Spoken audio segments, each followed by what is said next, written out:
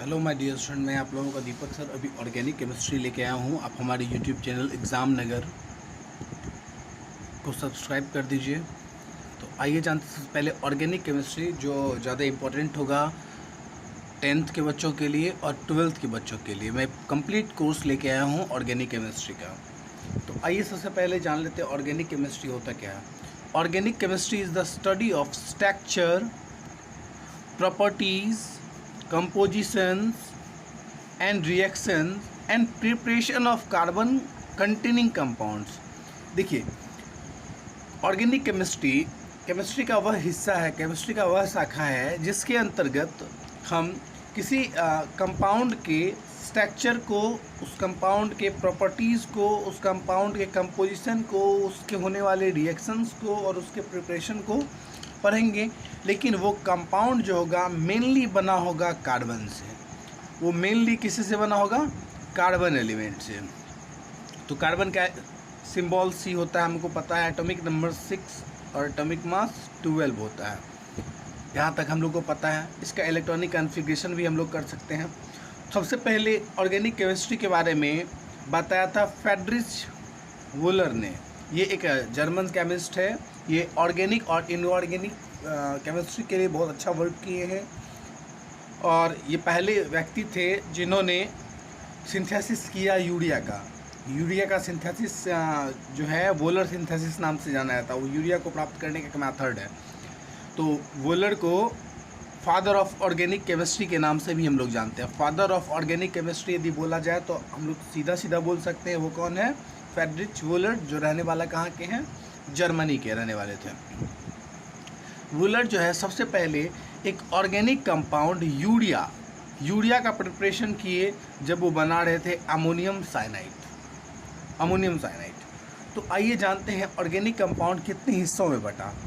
Organic compound आगे चल के कितने हिस्सों में बटा, तो आइए ध्यान से देखिएगा, आप लोग नोट करते रहिए।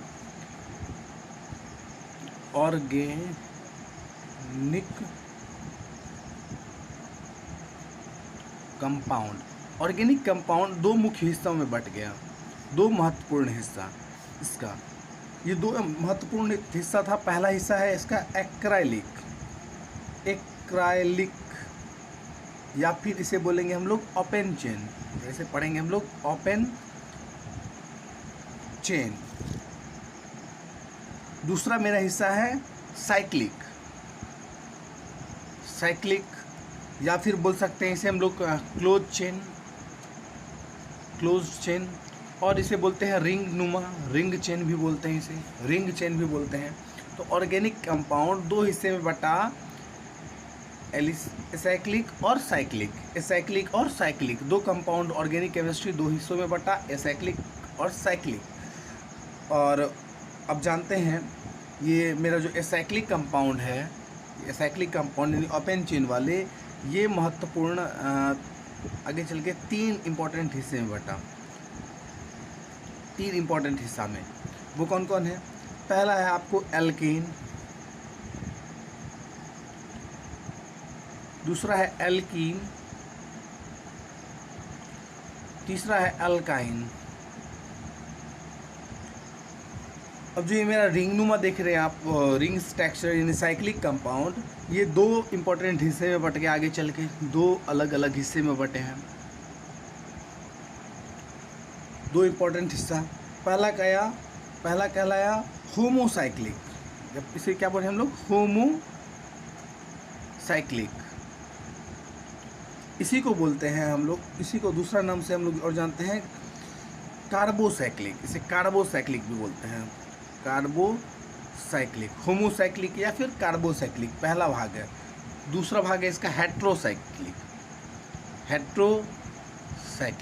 यानी cyclic compound, cyclic organic compound दो हिस्सों में बटा, होमोसाइक्लिक या कार्बोसाइक्लिक कंपाउंड, दूसरा हेट्रोसाइक्लिक कंपाउंड। अब ये होमोसाइक्लिक और कार्बोसाइक्लिक कंपाउंड जो है ये दो इम्पोर्टेंट हिस्से में बटा। ये कहलाया एलिसाइक्लिक और एरोमेटिक, यानी मेरा होमोसाइक्लिक जो था ये दो भाग में बटा। कौन कौन था? पहला था एलिसाइक्लिक,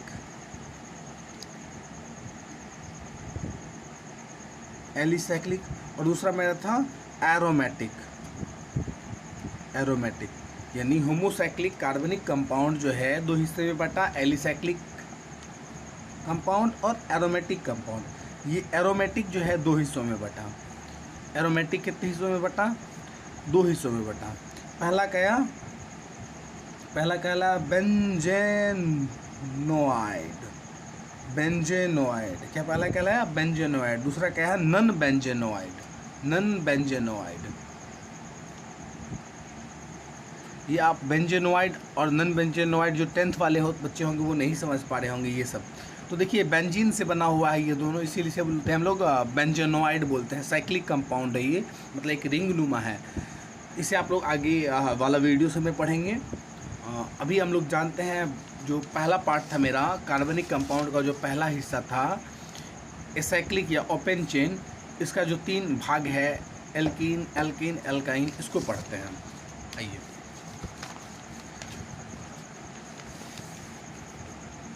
पहला हम लोग को पढ़ना क्या है, ये जो भी हम लिख रहे हैं आप लोग को वो आप नोट्स बनाते चलिएगा। नोट्स रहेगा तो आपको हेल्पफुल होगा, आपको हेल्प हो जाएगा, आपको आसानी होगा पढ़ने में। तो आइए जानते हैं। पहला जो मेरा कंपाउंड है एसाइक्लिक पढ़ रहे हैं हम लोग। एसाइक्लिक, इसी को बोलते हैं हम लोग ओपन चेन। इसमें कुछ चीज़ आप जान लीजिए जो आपको मैं समझाना चाह रहा हूँ। पहला जो आप लोग दिमाग में रखना है, पहला चीज़, यदि दो इलेक्ट्रॉन के बीच में शेयरिंग होगा, तो हमेशा और हमेशा सिंगल बॉन्ड बनेगा। याद रखिएगा, इसे क्या बोलेंगे हम लोग? सिंगल बॉन्ड बोलेंगे। इसे हम लोग क्या पढ़ेंगे? इसे हम लोग पढ़ेंगे सिंगल बॉन्ड। दो कंपाउंड या दो इलेक्ट्रॉन के बीच में यदि शेयरिंग हो, इसे पढ़ेंगे हम लोग सिंगल बॉन्ड। उसी तरह 4 के बीच में होगा तो इसे हम लोग बोलेंगे डबल बॉन्ड से इसे इंडिकेट करेंगे। और यहीं 6 के बीच में हो जाए तो इसे पढ़ेंगे हम लोग ट्रिपल बॉन्ड से बोलेंगे, अब इस चीज़ को लोग समझिए। दो इलेक्ट्रॉन के बीच में शेयरिंग हो रहा है तो शेयरिंग क्यों बोलेंगे? कोवैलेंट बॉन्ड क्यों फॉर्म होगा? तो देखिए कार्बन जो है, कार्बन इसका एटॉमिक नंबर कितना होता है? 6 होता है।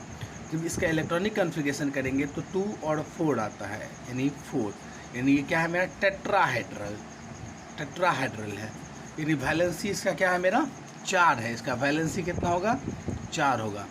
जब वैलेंसी इसका 4 है तो ये 4 इलेक्ट्रॉन एक्सेप्ट कर सकता है और 4 इलेक्ट्रॉन दे सकता है। इसीलिए जब भी करेगा ये क्या करेगा? किसी न किसी के साथ शेयर करेगा। जब एक इलेक्ट्रॉन शेयर करें सिंगल बॉन्ड बनाएंगे, जब 2 इलेक्ट्रॉन शेयर करेंगे तो डबल बॉन्ड बनाएंगे, वहीं 3 इलेक्ट्रॉन शेयर कर रहा है तो ट्रिपल बॉन्ड बनाएंगे। तो ये दिमाग में रखना है हम लोग को, ठीक। और कुछ चीज़ जानना है चेन के बारे में जानिए। पहले सबसे पहले ओपन चेन क्या होता है ये देखिए। यदि कार्बन के बीच में एक सीधी रेखा में जा रहा है, यानी स्ट्रेट लाइन में जा रहा है, तो बोलेंगे स्ट्रेट चेन बोलेंगे या फिर ओपन चेन बोलेंगे। इसे स्ट्रेट चेन बोलेंगे या फिर ओपन चेन बोलेंगे।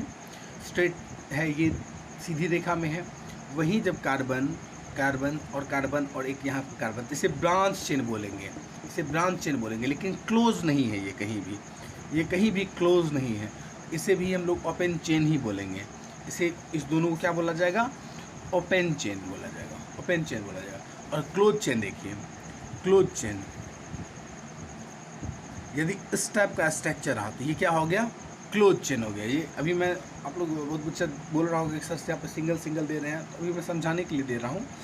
ये जो क्या है मेरा रिंग बना लिया, इसे बोलेंगे हम लोग क्लोज चेन।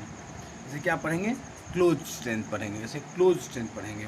तो आइए सबसे पहले एसाइक्लिक का जो पहला पार्ट है मेरा, एसाइक्लिक का पहला पार्ट जो मेरा है एल्केन है। पहला क्या है मेरा? एल्केन है। इसको समझते हैं। एल्केन को कुछ नहीं करना है। अब दिमाग में यदि आपको बोला जाए हाइड्रोकार्बन क्या होता है, हाइड्रोकार्बन, तो देखिए हाइड्रोकार्बन बोले ना तो कुछ नहीं करना है। हाइड्रोजन और कार्बन का कम्बिनेशन ही कहलाता है हाइड्रोकार्बन। हाइड्रोजन और कार्बन रहा तो बोलेंगे हाइड्रोकार्बन है, ठीक। ये दिमाग में रखिएगा। एल्केन एल्केन का जो स्ट्रक्चर होगा वो किस फॉर्मेट में होगा, उसका फॉर्मेट समझ लीजिए। ये होगा CnH2n+2 और सुफिक्स के रूप में लास्ट में जोड़ेंगे हम लोग ANE को। किसको जोड़ेंगे? ANE को जोड़ेंगे। ये दिमाग में रखिएगा, ये स्ट्रक्चरल फार्मूला इससे ड्रॉ किया जाएगा और प्रीफिक्स या फिर सुफिक्स जोड़ा जाएगा क्या, प्लस में ANE। लेकिन उससे भी ज़्यादा इम्पोर्टेंट मेरा ये है, यदि कार्बन की संख्या 1 होगी, कार्बन की संख्या 2 होगी, कार्बन की संख्या 3 होगी, कार्बन की संख्या 4 होगी, कार्बन 5 होगा, कार्बन का संख्या 6, कार्बन का संख्या 7, कार्बन का संख्या 8, कार्बन का संख्या 9, कार्बन का संख्या 10, तो क्या लगाएंगे? देखिए कार्बन यदि एक रहेगा, कार्बन यदि एक रहेगा तो हमेशा आप लगाइएगा मिथ। क्या लगाइएगा? मिथ। कार्बन एक रहा तो क्या लगाइएगा आप लोग? मिथ लगाइएगा। कार्बन 2 रहा तो क्या लगाइएगा? Eth. Carbon 3 prop, carbon 4 but, carbon 5 pent, carbon 6 hex, carbon 7 hept, carbon 8 oct, carbon 9 non, carbon 10 dec. याद रखिएगा, यदि एक रहा तो लगाइएगा मेथ, 2 रहा तो एथ, 3 रहा तो प्रॉप, 4 रहा तो ब्यूट, 5 रहा तो पेंट, 6 रहा तो हैग, 7 रहा तो हैप्ट, 8 रहा तो ऑक्ट, 9 रहा तो नन। इस टाइप से आपको लगाना है, समझ रहे हैं ना? इसको आप लोग नोट कर लीजिएगा, इसे याद कर लीजिएगा, ठीक। चलिए पहला इसका देखते हैं हम लोग। पहला नंबर क्या बनेगा? एल्केन का पहला पार्ट। एल्केन स्ट्रक्चर है CnH2n+2, इसको याद रखिएगा। यानी कार्बन यदि 1 रहा तो हाइड्रोजन 2 गुना 1+2, तो 1 को हटा देते हैं, क्या लिख C, देखिए 2 × 1 = 2 + 2 = 4, CH4। क्या आ गया हमें? CH4। तो हम बताए थे कार्बन यदि एक हो तो क्या लगाएंगे? मिथ, तो लिख दिए मिथ।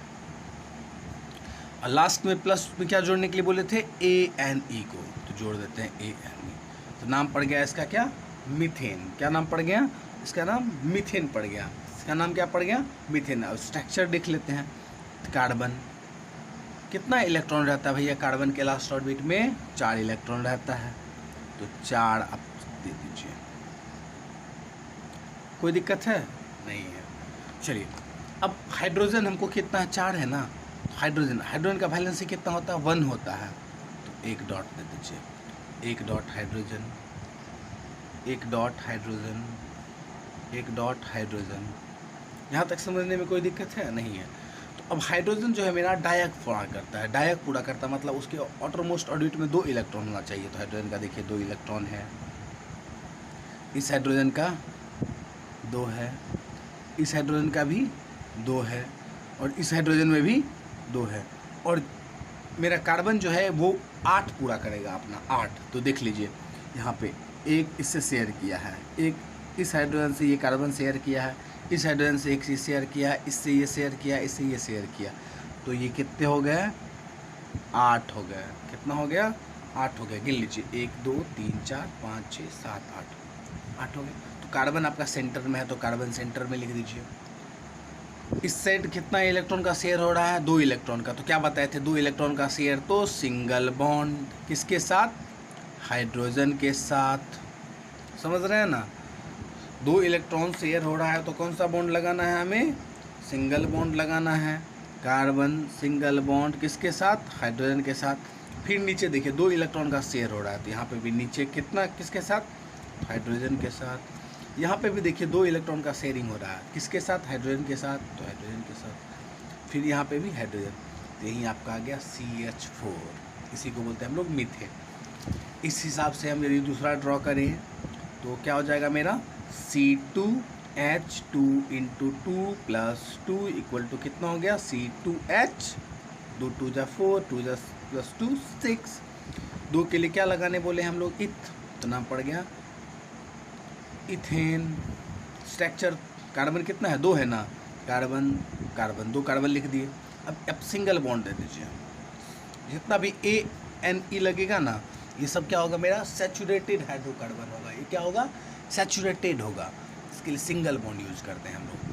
अनसैचुरेटेड जो है जैसे ENE और YNE वाले, इसके लिए डबल और ट्रिपल रिस्पेक्टिवली लगता है। तो यहाँ पे कार्बन दोनों का सिंगल बॉन्ड दे दिए। अब हाइड्रोजन कितना है मेरा, 8 है ना, तो 1 hydrogen, 2 hydrogen, 3 hydrogen, 4 hydrogen, 5 hydrogen, 6 hydrogen. देखिए 6 था तो 6 पूरा हो गया, तो ये क्लियर हो गया। इस ढंग से आप कार्बन 3 से लेके कार्बन 10 तक का आप सब बना लीजिए और सबका नाम लिख के कमेंट बॉक्स में आप पोस्ट कीजिए हमें। तब इसके बाद हम आप लोग को अगला वीडियो बनाएंगे, वो मेरा एल्कीन का होगा। तब तक के लिए धन्यवाद। आप हमारे YouTube चैनल को सब्सक्राइब कर दीजिए।